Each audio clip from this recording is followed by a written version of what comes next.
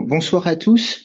Donc, on inaugure un nouveau format ce soir dans nos bureaux. La soirée de ce soir fera l'objet d'une captation vidéo que vous pourrez retrouver sur notre site internet et puis sur la chaîne YouTube. Et puis, ce que je vous propose, c'est qu'on commence sans tarder.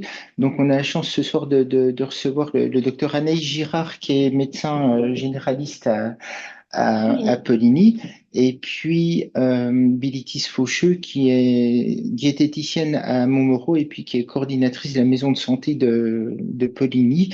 Et puis donc le thème de ce soir, c'est la dénutrition des personnes âgées de plus de 70 ans. Et je vous laisse la parole très rapidement. Voilà.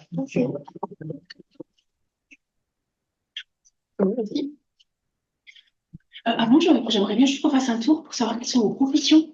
Parce que je connais Clara et Nadège, qui sont kinés. Je connais mon collègue Louis-Antoine, qui est médecin. Et sinon, je ne vous connais pas. Je suis infirmière coordinatrice dans un EHPAD. D'accord. Je suis formatrice à l'école d'ingénieurs de ressources humaines. OK. Moi, je suis chargée de mission du contrat local de santé du pays des développement. Je travaille en étroite collaboration avec la CPT. D'accord, très bien. Il paraît que c'est la grande semaine de la dénutrition, grande semaine française de la dénutrition. C'est encore Maggie qui nous le rappelait. Alors, c'est sans doute un sujet important pour cette raison-là, mais je crois que c'est surtout nos patients qui nous le redisent et surtout les proches du patient qui nous le ramènent à chaque fois. Parce qu'on a tous eu des patients en sortant de consultation qui nous disent, au fait, mon père, il mange plus, et ma grand-mère, elle a encore maigri. Mais qu'est-ce qu'on fait? Il faut lui donner quelque chose pour manger. Donc, la question de l'alimentation est toujours centrale en médecine générale et puis dans la vie en général. C'est pour ça que je pense qu'il était très important qu'on en parle ce soir.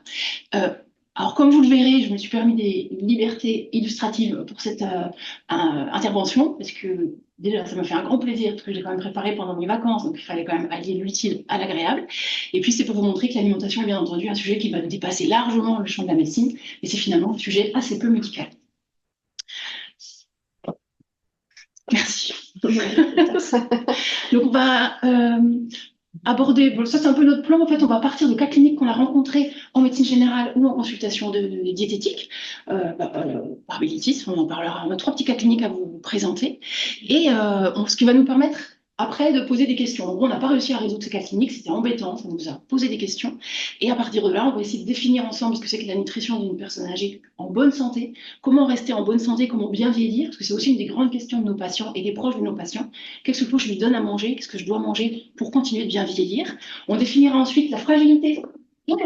Je vais ouvrir.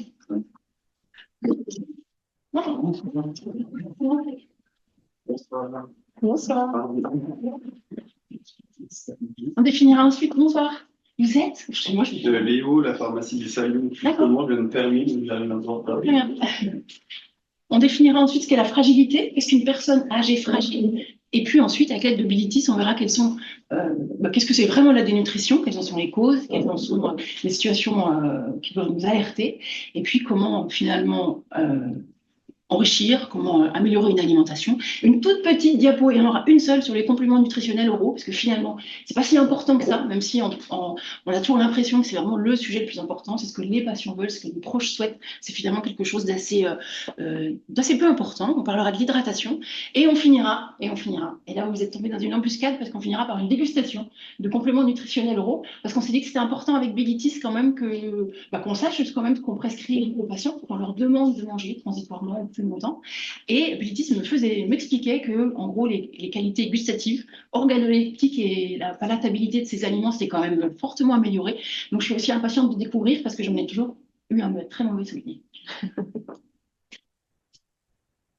Donc, on va commencer avec Madame B.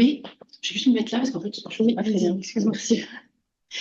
Madame B, elle a 74 ans et on va imaginer qu'on est en consultation, on est en visite en médecine générale. Vous arrivez donc au domicile de cette dame. C'est une dame qui est veuve, elle vit toute seule. Il y a une grande mésentente familiale. Elle vit dans une immense maison, mais finalement, elle vit toute seule. Et elle a 2 filles avec qui elle ne s'entend pas du tout. Et petit à petit, elle va s'isoler progressivement. Et on va voir apparaître sur plusieurs visites un syndrome délirant qui est assez intéressant, même s'il est très problématique, avec un syndrome paranoïaque, donc assez classique chez les personnes très âgées. Oh, tiens, il y a encore le voisin qui habite des macubafioul. Oh, bah, tiens, il y a encore l'autre jeune à côté qui est venu me piquer ma tondeuse. Enfin bref, donc elle s'isole de plus en plus. Et finalement, apparaît même un délire de transformation corporelle temporelle. Elle nous explique petit à petit qu'elle a vu qu'en fait, qu'elle a un curseur. Elle a un petit curseur sur la tête. En quoi ça sert, elle n'arrive pas à nous le dire, mais toujours est-il qu'elle a un curseur sur la tête, vous savez, comme sur les machines. Voilà.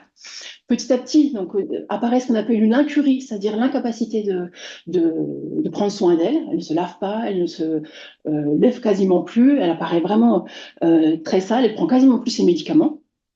Elle a une aboulie également importante, c'est-à-dire qu'elle n'a plus l'envie de faire grand-chose, et on la voit perdre du poids. Donc on n'a pas d'autre choix à un moment avec sa fille que de décider d'une hospitalisation sous contrainte. Donc la voilà partie pendant plus de 6 semaines à Saint-Hilly, et ensuite elle revient à la maison avec un traitement psychotrope à peu près équilibré, et elle rentre à la maison sans aucune aide, si ce n'est le passage d'infirmières à domicile, qui vont venir une fois par jour, courageusement, essayer de lui donner ses médicaments. Et je leur demande simplement de la peser 2 fois par mois, mais très rapidement, on se rend compte qu'elle va perdre du poids, et au bout déjà de 2 semaines, elle a perdu 6% de poids de corps, en passant de 50 à 47 kilos. Me voici. Ah, merci.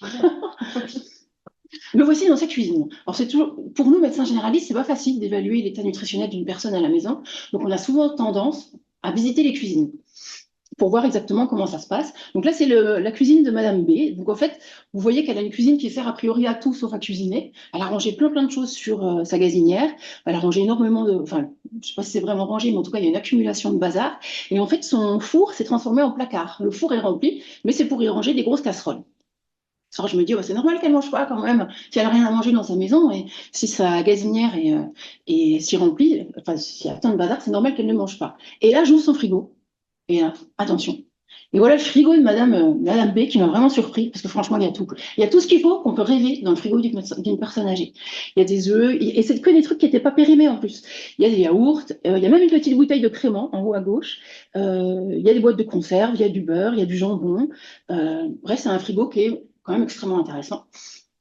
Et donc la conclusion qu'on va en tirer, alors que pas, enfin c'est un peu enfoncer une porte ouverte, mais en même temps c'est comme ça qu'on commence une soirée, c'est en fait qu'un frigo aussi bien achalandé ne va pas suffire à résoudre une problématique psychosociale aussi problématique, aussi grave, et il ne suffit pas à la fille de remplir un frigo pour sa maman pour finalement l'aider à manger. Et d'ailleurs, quand je poserai la question à sa fille, et quand vous faites un repas avec elle, comment ça se passe exactement? Sa fille me dira simplement, et avec suspicion, mais pourquoi est-ce que vous voulez que je mange avec elle? Et voilà. Donc ça, c'était pour Madame B. Voilà. Madame C, on a coutume avec mon collègue de l'appeler le petit oiseau, parce que Madame C, elle, depuis toujours, elle a un morphotype très fin, et c'est toujours en effet, ça a toujours été voilà, comme un petit oiseau qui se promenait dans Poligny. Et ça, c'est ce qui est devenu la cuisine de Madame C. Alors dans la cuisine de Madame C, que Clara connaît, nous voici dans sa cuisine. Donc en fait, on voit qu'il y a, j'allais dire, on ne voit pas grand-chose d'intéressant, si ce n'est qu'il y a un gros mixeur, il y a des linges partout, il y a des bouteilles de lait, et quand on ouvre le frigo, eh ben, on se demande bien exactement pourquoi cette dame s'alimente comme ça. Et quand je préparais l'intervention, il y a ma fille qui est passée derrière les diaporamas et qui m'a dit, mais maman, on n'a pas le droit de manger des yaourts toute sa vie. Eh bien si, Madame B, elle a le droit de manger des yaourts toute sa vie. Parce que, je vais vous raconter un petit peu son histoire. Donc en fait, elle a un morphotype déjà toujours très fin. Elle a un IMC qui a toujours été à 20 à peu près. Et puis en 2020, on a vu apparaître des troubles de la marche vraiment de plus en plus importants, des chutes mécaniques de plus en plus importantes et des troubles de l'équilibre. Et en effet, elle arrivait toujours le lundi matin avec un hématome au niveau du crâne, avec un passage aux urgences pour un trauma crânien. Et en effet, elle nous décrivait très bien la chute dans les rosiers, la chute dans la rue. Et elle tombait de plus en plus. Et à l'examen, on avait quand même des signes neurologiques qui étaient quand même problématiques, avec un syndrome extra-pyramidal qui apparaissait, elle était très rigide, un regard qui était très fixe, et puis des réflexes qui étaient vifs. Donc après une petite errance diagnostique, enfin on a trouvé la neurologue qui était adaptée au diagnostic, et finalement elle a conclu donc, à une maladie neurodégénérative qu'on appelle une paralysie supranucléaire progressive. C'est un syndrome apparenté à la maladie de Parkinson, on va dire c'est un syndrome parkinsonien un petit peu atypique. Et l'évolution est marquée par l'apparition de troubles de déglutition. Elle a une toux désormais qui est très peu efficace. Elle est extrêmement lente. Elle a une voix qui est quasiment inexistante. Il faut vraiment tendre l'oreille pour espérer entendre un petit peu une réponse. Et puis elle a une hypotension orthostatique qui est majeure, avec des capacités maintenant de verticalisation qui sont quasiment nulles. Mais là, je pense que Clara en parlerait mieux que moi, parce que c'est sa kiné officielle et elle va quand même la voir beaucoup plus souvent à la maison que moi. Donc au domicile a été mis en place, entre autres grâce à l'aide de sa fille qui est extrêmement dynamique, une prise en charge de kiné, donc Clara vient 2 fois par semaine, une orthophoniste qui vient également à domicile pour travailler toute la praxie oro-myofaciale, et puis également la déglutition. Il y a un passage d'infirmier pour la délivrance et pour écraser les médicaments. Il y a les filles de la DMR, enfin les filles, mais aussi il n'y a pas que les filles, qui viennent quotidiennement à la maison pour une aide humaine au repas. Et on a également mis en place une HAD parce qu'on voit que la prise en charge sera peut-être bientôt palliative. Donc il fallait étayer un petit peu le suivi. Elle a des repas qui sont mixés. Il y a une aide donc, de la DMR qui vient matin, midi et soir l'aider à manger. Elle a une hydratation qui est complètement gélifiée avec sa petite paille, je crois. Et elle mange des CNO également quotidiennement.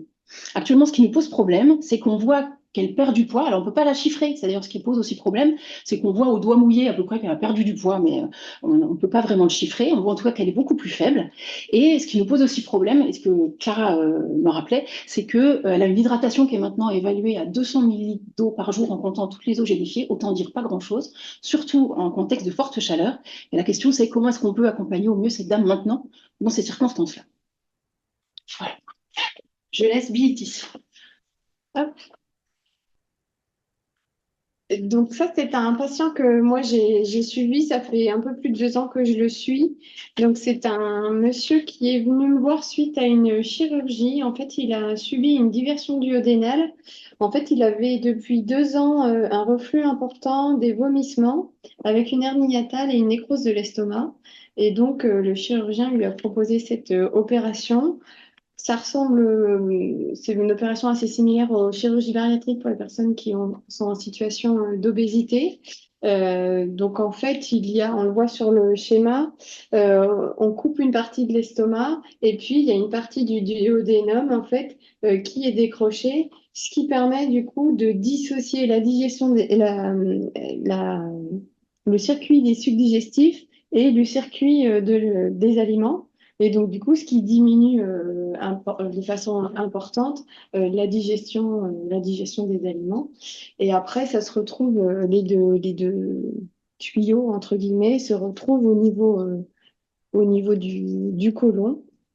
Donc, il y a forcément, en conséquence, une diminution importante d'absorption des nutriments, une diminution donc, des apports énergétiques, puisque ça va avec, qui dit nutriments dit calories, et puis une sensation de satiété très rapide, et donc une diminution des apports.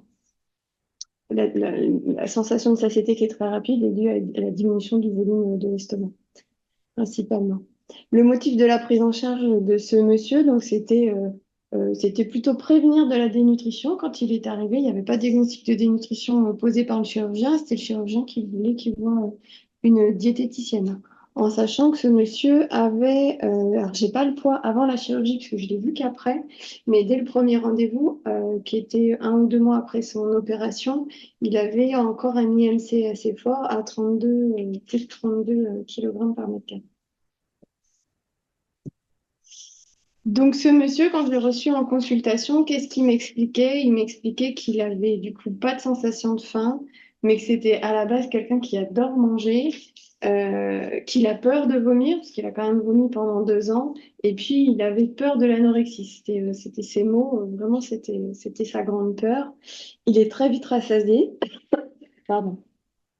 Et puis, suite à la chirurgie, il a eu une aversion à de nombreux aliments. Il y a plein d'aliments qui passent plus. Alors ça, c'est normal avec ce type de chirurgie. Au début, il y a beaucoup de choses qui passent pas, mais petit à petit, il y a des aliments qu'on va pouvoir réintroduire. Et puis, pas de complémentation en première intention.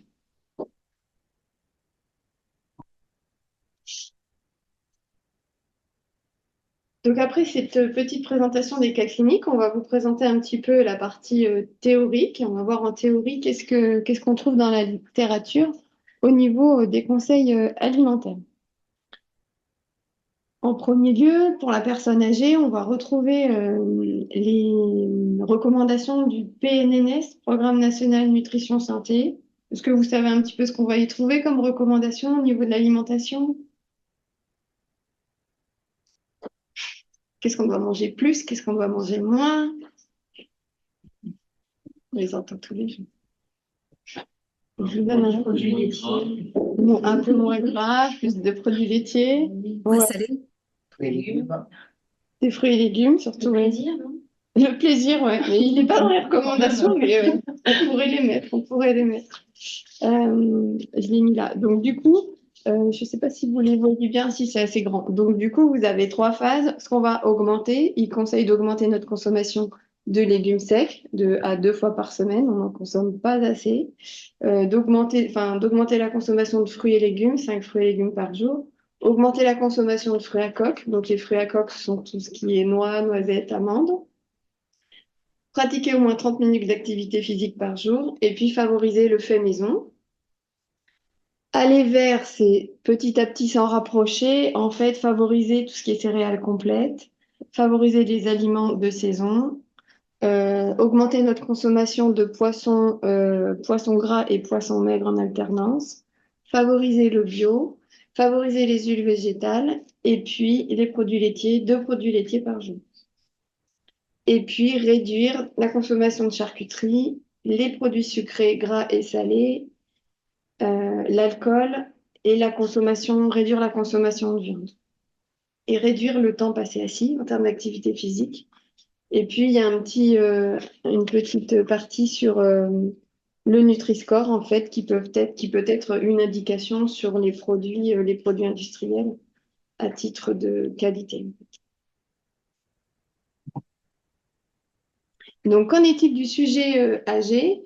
En quoi c'est différent par rapport à la population générale? Chez le sujet âgé, on va surtout conseiller de consommer plus de protéines. On va être à plutôt 1 à 1,2 g de protéines par kilo de poids et par jour, dans le but de maintenir la masse maigre, avec des apports calciques à 1000 mg par jour et de la vitamine D en complément en prévention de la fragilité osseuse.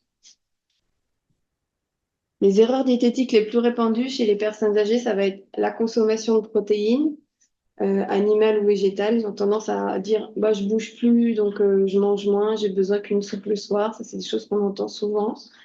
Pas assez de calcium, trop de sel, et puis trop d'aliments ultra transformés. C'est vrai que c'est pourtant pas des populations qui y sont habituées, mais c'est vrai que c'est la facilité, et malheureusement, c'est pas toujours des aliments très qualitatifs. Qu'est-ce qu'on va favoriser aussi? Ce qu'on appelle une alimentation méditerranéenne, qui regroupe en fait qui permet une réduction de la mortalité de toute cause, cardiovasculaire, cancer, diabète de type 2, une diminution du déclin cognitif et de la maladie d'Alzheimer.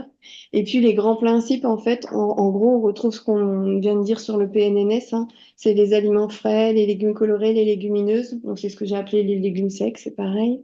Les graines à coque, les fruits secs, l'huile d'olive, les herbes, les épices, le poisson, et avec modération, produits laitiers, œufs, sucre, viande rouge et vin.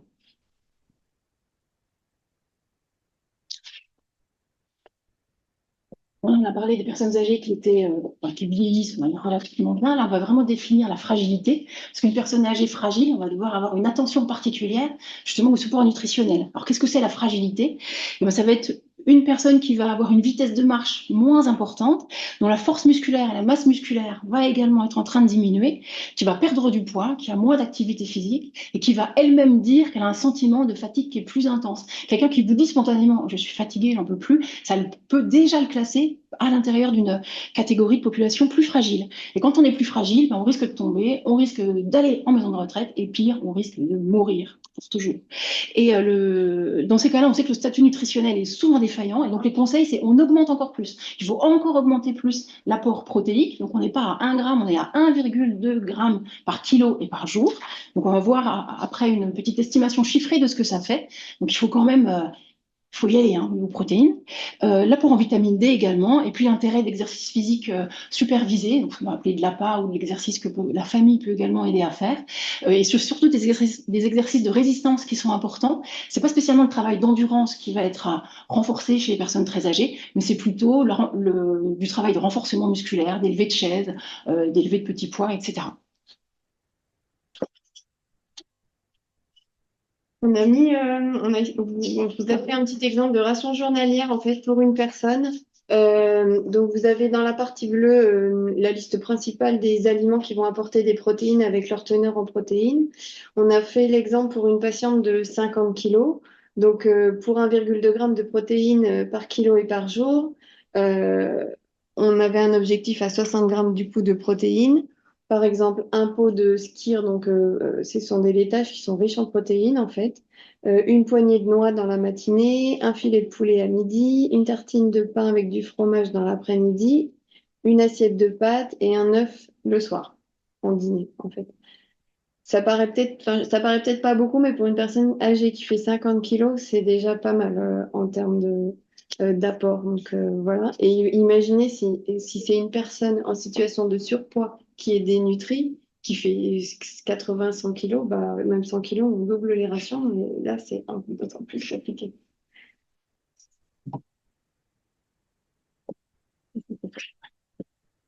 Donc, après avoir défini la notion de fragilité, on va vraiment définir ce qu'est la dénutrition. La dénutrition, par principe, c'est pour ça que j'ai utilisé cette image de la petite femme à la balance. En fait, c'est un état de déséquilibre nutritionnel, avec un déséquilibre entre des apports et des dépenses énergétiques qui vont être tout simplement déséquilibrés. C'est ça, c'est des apports qui ne sont plus congruents avec les besoins. Et ça va être provoqué par des causes vraiment multiples à cet âge-là. Soit c'est un déficit d'apport, c'est la personne qui va moins manger ou manger différemment pour des raisons différentes qu'on abordera, ou c'est une personne qui va avoir une augmentation des dépenses totales, soit parce qu'elle est hyperactive, une personne qui a une démence d'Alzheimer et qui va déambuler toute la journée dans un EHPAD, elle va bien entendu dépenser davantage d'énergie que si elle était immobile, ou une personne qui va avoir un hypercatabolisme, soit lié à une maladie thyroïdienne, donc elle a une hyperthyroïdie, elle a d'emblée un métabolisme de base qui s'est exacerbé, elle a un cancer qui lui consomme de l'énergie, elle est également en situation d'hypercatabolisme.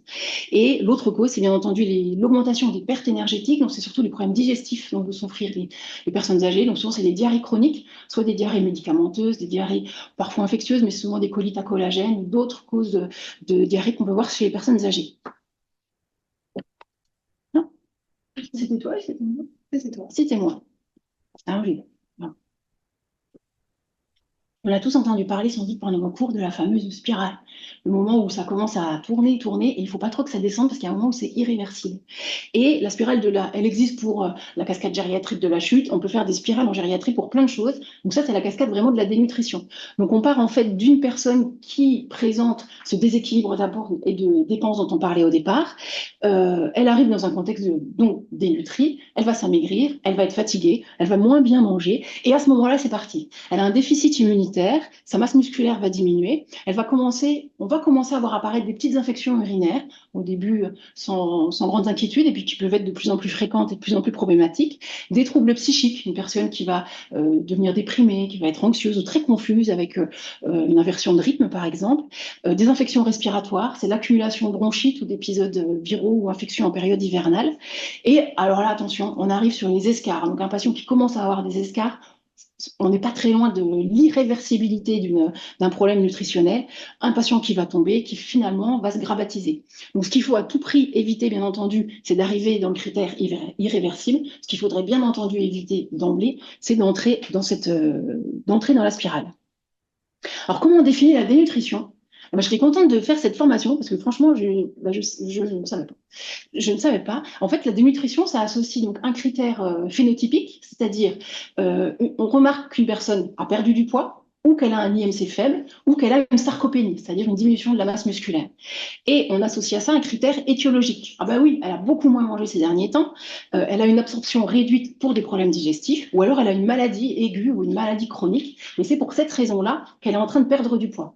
Et on va définir ensuite des critères de sévérité. Donc, si la personne a perdu encore plus de poids que ce qui était imaginable, donc on a une dénutrition cette fois sévère. Si elle a un IMC qui est inférieur à 20, on est aussi dans un critère de dénutrition sévère. Et si on a des critères biologiques péjoratifs, comme une albuminémie inférieure ou égale à 30, on est également dans un critère de dénutrition sévère. Donc, ce qui est intéressant de savoir, c'est ce que j'ai donc appris, c'est qu'on n'a pas besoin de critères biologiques pour définir une dénutrition. Je pensais qu'il nous fallait à tout prix une préalbumine ou une albumine pour dire « Ah bah oui, madame truc, elle est dénutrie ». Et maintenant, finalement, on n'a pas du tout besoin. L'albuminémie, on en reparlera tout à l'heure, est uniquement donc un critère de sévérité ou un critère de renutrition. Ça a changé, c'est pour ça. En fait, ça date de 2021, je crois. C'est le HAS et le recours HAS qui ont changé. Ouais. Mais avant, ils étaient... Merci, Lydie. Et donc, quand il n'y a pas de diagnostic, je voulais vous parler du mini-MNA. Donc, c'est un petit test de 5 questions qui est plutôt pour moi qui va être à destination des soignants en EHPAD ou des aides à domicile ou même de la famille. À partir de ces 5 questions, ça permet pas de donner un diagnostic, mais en tout cas d'alerter et de se dire, ah ben là, il y a peut-être un souci, en fait, et du coup, de se tourner après vers le médecin, vers d'autres professionnels qui vont là pouvoir le poser de façon plus réelle. Alors, quelles sont les questions? Parce que c'est peut-être écrit aussi. Donc, en fait, il y a 5 items. Le patient a-t-il perdu? Non, a-t-il mangé moins au cours des 3 derniers mois? Y a-t-il une perte de poids au cours des 3 derniers mois? Des questions sur sa motricité, lit, fauteuil, autonomie, sort du domicile. Une question sur les maladies aiguës, stress psychologique au cours des 3 derniers mois, problèmes neurologiques, et puis l'IMC. Et si on n'a pas l'IMC, parce que des fois, quand ils sont alités, on peut prendre la circonférence du mollet en centimètres. Et en fonction, vous avez 3 scores, et en fonction du nombre de points que vous avez, on va pouvoir se dire il n'y a pas d'inquiétude, état nutritionnel paraît normal, ou risque de dénutrition ou malnutrition avérée. Ce petit document, on le retrouve très facilement sur Internet, en fait. Après, c'est d'accord. Je voulais juste revenir sur cette notion de sarcopénie qui fait partie des critères diagnostiques et qui n'est pas toujours facile à définir. Donc la sarcopénie, par définition, par étymologie, c'est vraiment la perte de masse musculaire.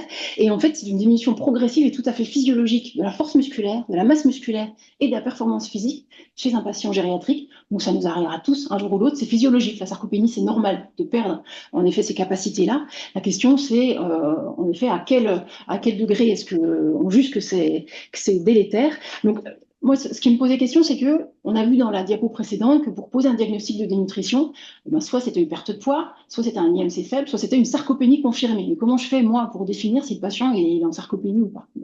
Donc, je pense que c'est les kinés, encore une fois, qui vont avoir réponse à ça. Parce que quand on regarde les textes de référence, il faudrait faire une absorption biphotonique au patient pour savoir s'il est sarcopénique. Donc, autant dire qu'on ne va pas le faire. Ou alors, pas en France, du moins, c'est la revue médicale suisse qui nous dit de faire ça.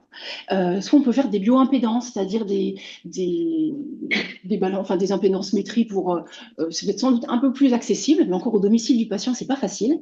Et finalement, alors je me suis dit, est-ce que c'est pas simplement une mesure de force musculaire avec l'utilisation de manomètres ou une échelle de force musculaire qu'on utilise nous en médecine générale, le fameux 1, 2, 3, 4, 5, ou alors une évaluation de la circonférence du mollet pour voir si le patient est effectivement sarcopénique. Je ne sais pas comment vous évaluez éventuellement une J'allais sarcopénie. poser la question aussi. Donc, Ok, voilà. on a plutôt tendance à mesurer la cuisse, je crois.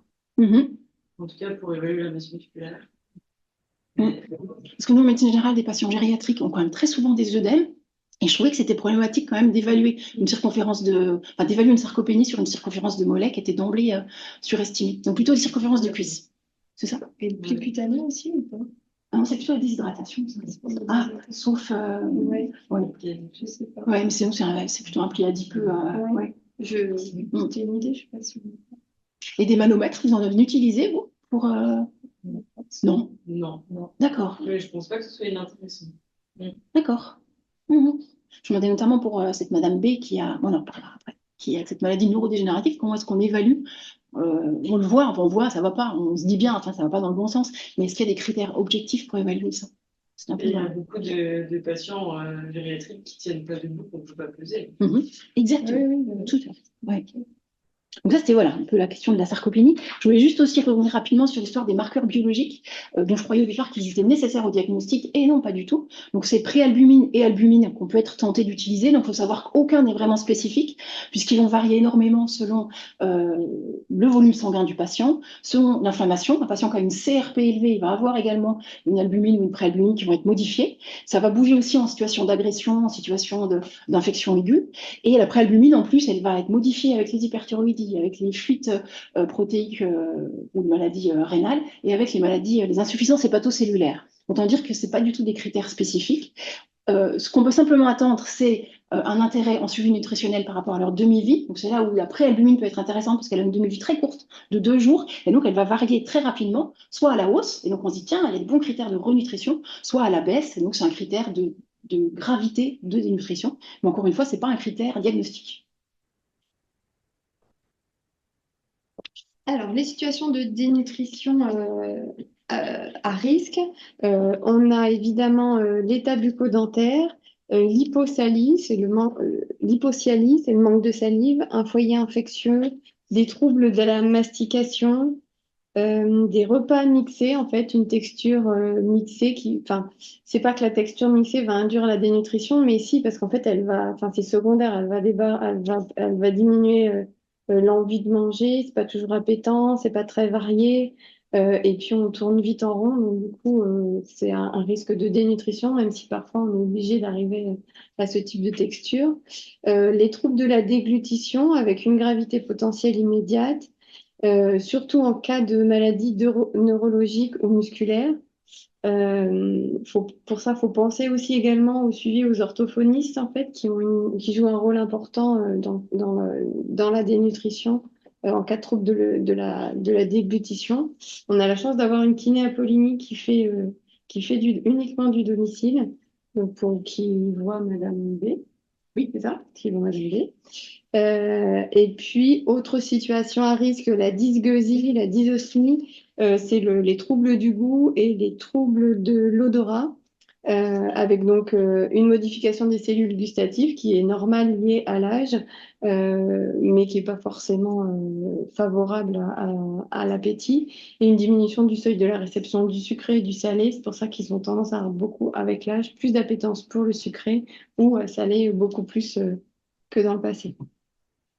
Le syndrome dépressif aussi est une situation à risque de dénutrition, plus de goût pour vivre, avec des facteurs prédisposants comme la solitude, l'isolement, le changement de lieu de vie, la dépendance, la perte d'autonomie, un état douloureux chronique et puis un handicap sensoriel.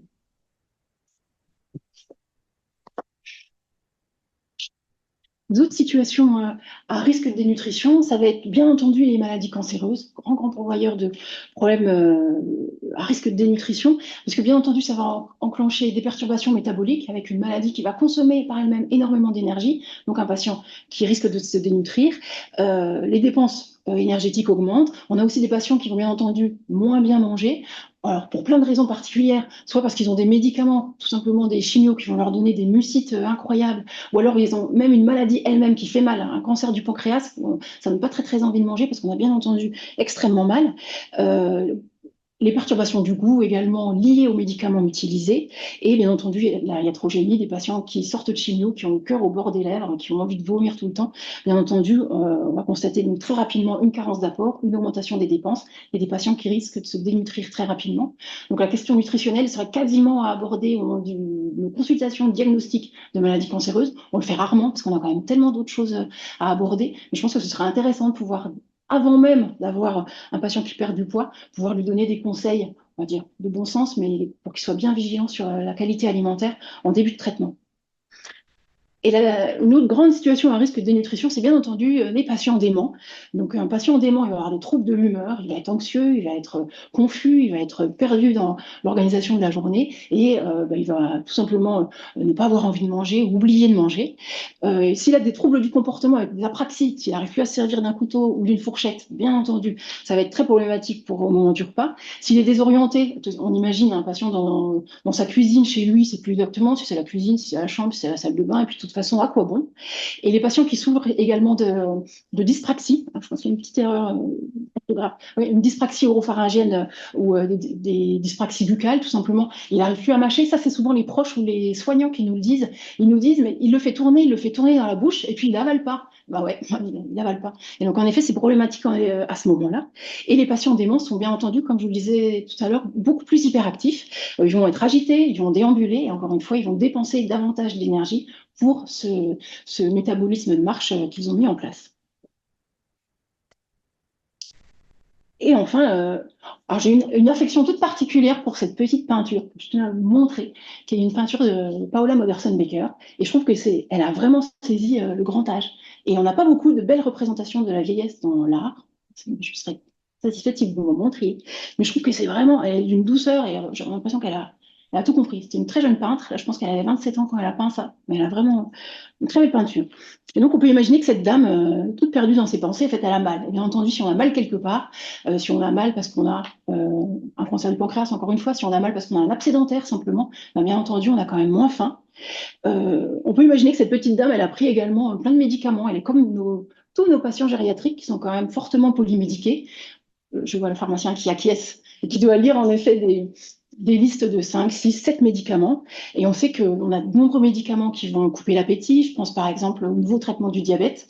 On a des médicaments qui vont donner des nausées, qui vont donner par eux-mêmes des dysgeusies. Il suffit de voir un patient après une semaine de traitement par piostacine par exemple ou par clarithromycine, il nous dit c'est nul, je ne sens plus rien, quoi. Alors ça revient, mais c'est quand même problématique pendant quelques jours. On a aussi de nombreux médicaments pris par les personnes âgées qui vont sécher complètement la bouche, les anticholinergiques par exemple, certains antidépresseurs. Ou qui vont tout simplement les faire dormir. On a beaucoup de patients qui bénéficient, pour leur bien ou pas, de traitements psychotropes, de benzodiazépines ou d'antidépresseurs sédatifs, et qui vont somnoler. Et donc, quand on somnole, le soir, on s'endort à 18h et finalement, on ne mangera pas. Et on a d'autres médicaments qui vont diminuer l'absorption des micronutriments, notamment notre blockbuster de traitement du diabète, à savoir la metformine, qui diminue petit à petit l'absorption de la vitamine B12 et qui va également poser des problèmes petit à petit de risque de dénutrition. Et enfin, on a les troubles visuels. Alors, vous essaierez de manger un jour dans le noir. Quelqu'un va vous amener une assiette et vous vous banderez les yeux et vous mangerez l'assiette sans l'avoir vue. Et c'est extrêmement déstabilisant. C'est pour ça que le jeu du Kimgu, auquel on joue quand on est enfant, c'est extrêmement drôle et en même temps, c'est un peu effrayant parce qu'on va quand même vous mettre dans la bouche un truc que vous n'avez même pas vu. Et ça, c'est quand même impressionnant parce que la vue est quand même un sens qui est extrêmement important. C'est le sens majoritaire pour accepter ou pas un repas. Je ne sais pas si vous avez vu Vice Versa, le dessin animé, le Pixar, où il y a Dégoût, la petite émotion Dégoût, là, qui est toute verte. Et à un moment, on la voit qui ouvre des grands yeux parce qu'elle a vu un brocoli dans l'entourage. Et à ce moment-là, elle dit non, ce brocoli n'entrera pas dans ma bouche. Et en fait, c'est exactement ça. La vue, elle est extrêmement importante pour l'acceptation ou pas d'un médicament. Et les patients, d'ailleurs, déficients visuels nous le disent. Ils nous disent, j'ai moins de cœur, bien sûr, à préparer à manger parce que j'y arrive pas mécaniquement. Et même, j'ai moins de plaisir à manger parce que quand on voit pas ce qu'on mange, c'est quand même beaucoup moins intéressant. Abilitis. Alors, quel conseil on va donner pour ces patients qui sont dénutris? Le premier conseil, c'est de manger quand on a faim. Encore faut-il avoir faim, mais dans le sens, je l'ai écrit dans le sens où attendez pas l'heure de repas pour manger. Si vous avez faim à 11h, mangez à 11h. Il n'y a pas d'heure importante de repas. A contrario, si quelqu'un qui n'a jamais faim, on va plutôt leur conseiller de fractionner les repas, donc de faire des petits repas et de faire 2 à 3 collations par jour. Éviter des périodes trop longues de jeûne, surtout, enfin de jeûne nocturne en fait. Bah, pourquoi? Pour garder une plus grande amplitude sur la journée et pouvoir faire ces 2 à 3 collations aussi. Il n'empêche qu'ils peuvent manger la nuit hein, quand il y a des problèmes d'insomnie. Pourquoi pas faire une collation la nuit? C'est pas quelque chose de déconseillé, au contraire. Privilégier les produits qui sont riches en énergie et ou en protéines, donc ceux qui vont contenir de la matière grasse, des sucres lents, des protéines animales ou des protéines végétales. On verra lesquelles par la suite. Renforcer le goût avec des épices, des plats en sauce, des aromates. Prévoir aussi une aide technique et ou humaine en fonction d'un éventuel handicap.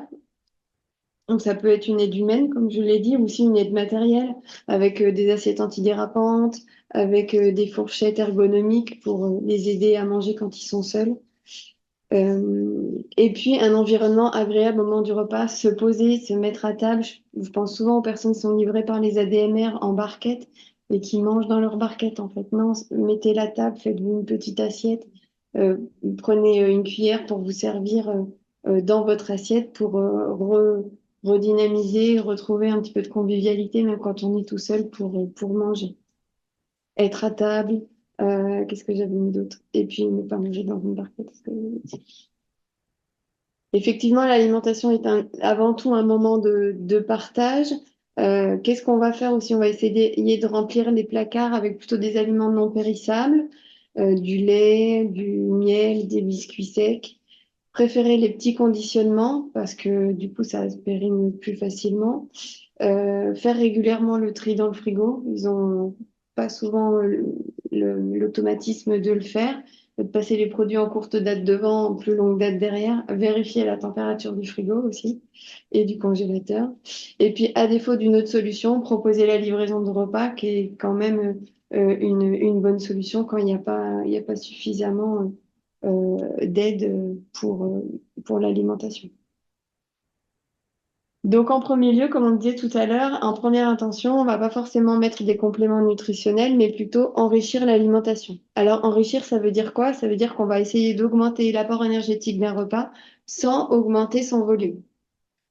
Par exemple, pour augmenter l'apport énergétique et l'apport protidique, on va augmenter, on va mettre des œufs, de la poudre de lait, du fromage râpé, des crèmes dessert, du skyr, des laitages.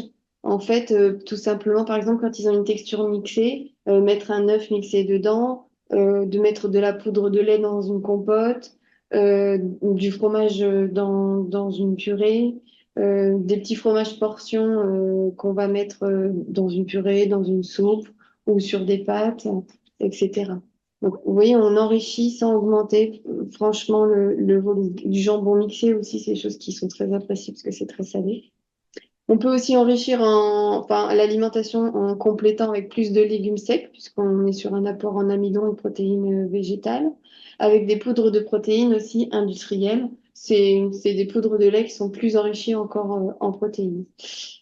Et donc, pour enrichir, on va aussi pour enrichir en calories. Enfin, l'objectif, c'est d'enrichir en protéines, mais aussi d'enrichir en énergie. Donc, on va rajouter de l'huile, du beurre, de la crème d'amande ou d'autres purées d'oléagineux et du sucre, du miel, de la confiture, du lait concentré sucré.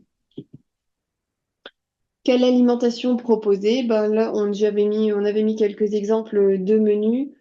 Privilégier les plats en sauce plutôt qu'une viande grillée. Alléger la texture en rajoutant de la sauce ou du bouillon, en fait, pour favoriser la déglutition, ou au contraire, épaissir s'il y a besoin, si en fonction d'un trouble de déglutition. Donc, vous voyez, là, on a mis, il y avait un petit déjeuner, un déjeuner, un dîner et un goûter. Et en fait, sur la collation, vous avez systématiquement un laitage pour l'apport en protéines, des repas qui sont assez copieux, puisque là, on n'a qu'une collation par jour. Et pour les gens qui n'arrivent pas à manger autant sur un repas, bah, le fromage, le dessert, on va le, le prévoir à un autre moment de la journée, soit dans la matinée, soit dans la soirée. Alors, quand est-ce qu'on propose finalement les compléments nutritionnels oraux? Alors, c'est que nous, parfois, médecins généralistes, peut-être par rapidité ou par, je sais pas comment dire, c'est une solution en fait de facilité. On a vite tendance à prescrire rapidement, en disant, ah bah oui, tiens, vous avez maigri, etc., on va prescrire ça. Alors qu'en fait, les indications de prescription des CNO sont quand même beaucoup plus restrictives. Donc, il faut bien expliquer aux patients et aux proches des patients, ce sont des compléments. Donc, c'est des compléments, ça ne remplace pas un repas. Ça va venir uniquement comme un traitement transitoire de la dénutrition. Donc, on va proposer sur une courte période. Et une fois que la dénutrition est corrigée, idéalement après, on les stoppe et on revient sur une alimentation enrichie ou une alimentation mixée.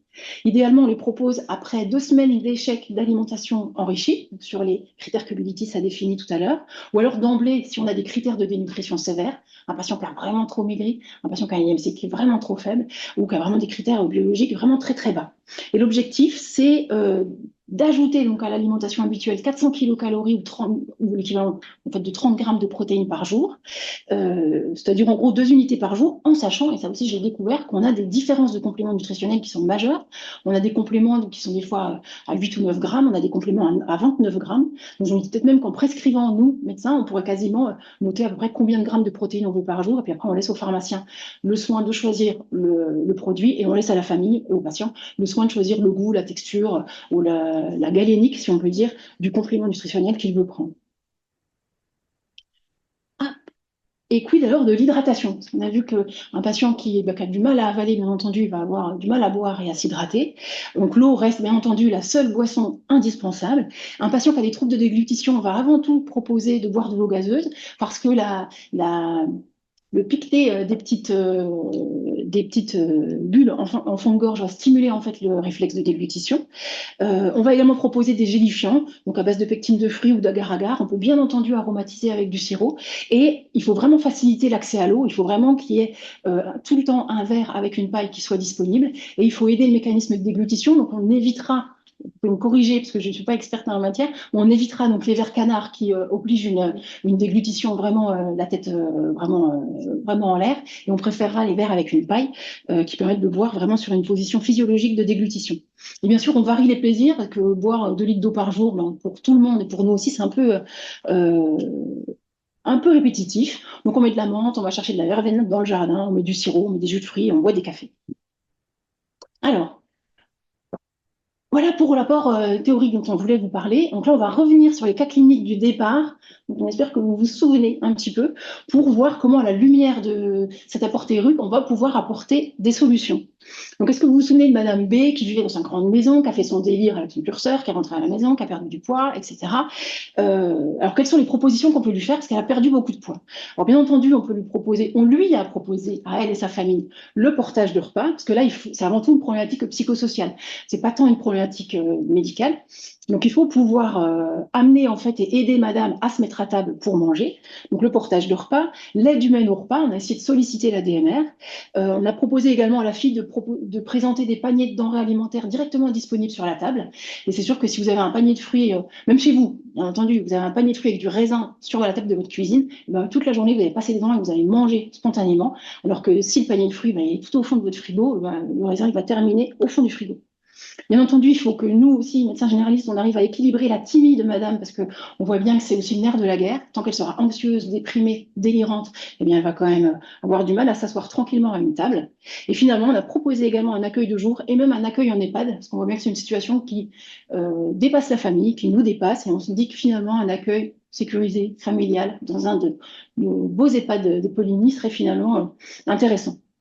Et la réalité est tout autre parce que toutes les propositions qu'on a déclinées ont été refusées par la famille. Donc finalement, on s'oriente, peut-être qu'on va faire intervenir l'équipe ESA, donc c'est une équipe qui est diligentée par la DMR de Arbois et qui permet au domicile de réhabiliter petit à petit les compétences cognitives de la patiente, peut-être pour l'aider finalement à préparer un repas, peut-être pour l'aider à redonner un peu de structure à sa journée. Et finalement, c'est une hospitalisation qui va être prévue, parce qu'on voit bien que c'est une situation qui est très complexe, et donc elle va être évaluée en hospitalisation, en gériatrie, on espère, dans peu de temps. Est-ce que vous vous souvenez de Madame C, qu'on a appelée Madame C, et qui présente cette maladie neurodégénérative, cette paralysie supranucléaire progressive au domicile, et dont la situation devient extrêmement problématique. Elle a du mal à avaler un petit peu d'eau par jour, un petit peu de compléments alimentaires. Alors que faire? On s'est dit qu'idéalement, il faudrait déjà avoir des outils d'évaluation assez fiables de la dénutrition à domicile. En EHPAD, on peut peser une personne sur une chaise de pesée. Au domicile, comment est-ce qu'on sait pour savoir si vraiment elle a maigri? On évalue à peu près. On pourrait en effet mesurer un petit tour de cuisse ou un périmètre de mollet. Et on pourrait peut-être trouver des petites échelles d'évaluation de la force musculaire. Donc, à discuter avec les kinés sur des manomètres ou sur des échelles un peu plus objectives. Pour le moment, on avait proposé simplement d'augmenter l'apport protéique en mettant du protifar, donc de la poudre de protéines industrielles matin et soir, de proposer une hydratation sous-cutanée nocturne sur les périodes de forte chaleur. Et là, la grande discussion qui se pose actuellement, c'est bien entendu celle de la pose d'une gastrostomie d'alimentation. Donc, vous voyez le petit schéma juste à côté, donc un geste que vous connaissez peut-être, un petit geste chirurgical finalement assez simple, qui est adapté même à la faiblesse de cette personne qui est presque en fin de vie, mais qui permettrait de résoudre la question de l'apport protéique, de conserver une petite alimentation plaisir. Si vraiment elle a envie de manger une compote ou un fromage blanc, elle pourra le faire par plaisir, mais l'essentiel de l'apport serait quand même apporté en gastrostomie. Et donc, de mon côté, pour Monsieur J, qu'est-ce que je lui avais conseillé? Donc, les premiers conseils ont été de cuisiner à distance des repas pour qu'il soit moins écœuré, qu'il ait plus de plaisir et plus envie de manger. Boire également en dehors des repas pour être rassasié, avoir sa satiété moins rapidement. Fractionner ses repas avec 3 collations par jour. Des collations axées sur sa consommation avec des sucres lents et ou des laitages. Un apport en protéines végétales ou protéines animales tous les midis et soirs, donc de la viande, du poisson, des œufs, du fromage, des produits laitiers ou du lait en poudre pour enrichir également son alimentation. Malgré ces conseils, en fait, 3 mois plus tard, le chirurgien a diagnostiqué une dénutrition. Il a donc enrichi les conseils, enfin enrichi l'ordonnance avec une prescription de compléments nutritionnels oral avec de la vitamine B12, B9 et D puisqu'il était carencé aussi de ce côté-là. Les compléments nutritionnels n'étaient pas additionnés des 3 collations que je lui avais conseillées. Évidemment, ça faisait trop, donc ça va remplacer les collations enfin, 2 des collations qu'on donnait, qu'on avait mises en place. sachant qu'effectivement, les CNO vont apporter beaucoup plus d'énergie que les produits laitiers classiques. Il a continué à suivre les conseils qu'on avait mis en place, en plus des CNO, et on a adapté aussi parce qu'il reprenait le travail. Au bout d'un moment, il adorait son métier, donc du coup, il voulait vraiment reprendre le travail malgré ses complications. Du coup, on a réussi à faire ça.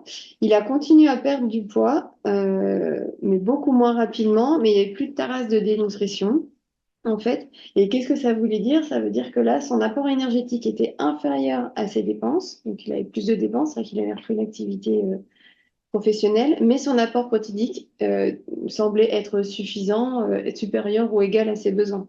Donc, sa masse musculaire était maintenue. Il avait repris une bonne masse musculaire, une bonne forme physique. Et 1 an plus tard, son poids était stabilisé en fait. Je le suis toujours, ce monsieur, ça fait 2 ans et demi. Il a beaucoup besoin d'être rassuré. En fait, quand je le vois, je n'ai pas l'impression de lui apporter beaucoup de choses. Il me donne un petit peu de ses nouvelles, ce qu'il mange, et je lui dis, bah, écoutez, c'est bien, on est dans les clous, c'est vraiment plus des consultations pour être rassuré. Il a toujours une alimentation fractionnée, mais il fait plus qu'1 ou 2 collations par jour en fonction de ses temps de repas, puisqu'avec l'opération qu'il a subie, il lui faut beaucoup, beaucoup de temps pour manger. Je sais plus ce qu'on avait dit. En conclusion, donc du coup, qu'est-ce qu'il faut faire? Il faut faire une évaluation régulière du statut nutritionnel. Pourquoi pas un traçage du poids quand on n'est pas dans le fait hein, normalement. Donc les recommandations, c'est quand il y a un statut dénutrition, il doit être pesé toutes les semaines. Quand il n'y a pas de dénutrition avérée, c'est au minimum 1 fois par mois. À domicile, pour les personnes qui interviennent à domicile, pensez à avoir un petit cahier. Souvent, vous avez un petit cahier de transmission. Bah, mettez le poids aussi, la date, le poids, parce que c'est pas toujours les mêmes personnes qui changent. Ça tourne aussi de personnel. Donc, du coup, ça permet d'avoir un petit peu une idée de l'évolution du poids. 1 kilo, ça se voit pas forcément, mais 1 kilo par mois, au bout de 6 mois, ça fait 6 kilos et ça peut représenter beaucoup pour les personnes. Conserver le plus longtemps possible le plaisir de cuisiner, de manger, de partager avec la famille, partager un repas. Savoir répondre aux sollicitations et aux inquiétudes des proches. Et savoir solliciter aussi les proches en cas de besoin, même s'ils sont pas très présents, s'ils sont pas loin, même si, voilà, essayer parfois de les solliciter quand même. Parfois, ça peut fonctionner. La prescription des compléments n'est pas systématique, elle doit rester transitoire. Et puis, comme vous l'avez pu le voir sur les 3 cas cliniques, en fait, il y a un intérêt important d'un maillage pluriprofessionnel autour du patient dénutri au domicile. Les aides humaines, les aides soignantes, les ADMR, les infirmières, les médecins généralistes, kinés, orthophonistes, diététiciens, qui sont importants. Je vais rajouter quelque chose. Très bien. Une petite bibliographie. Et puis un dernier tableau. Et merci pour votre attention. Merci. Merci.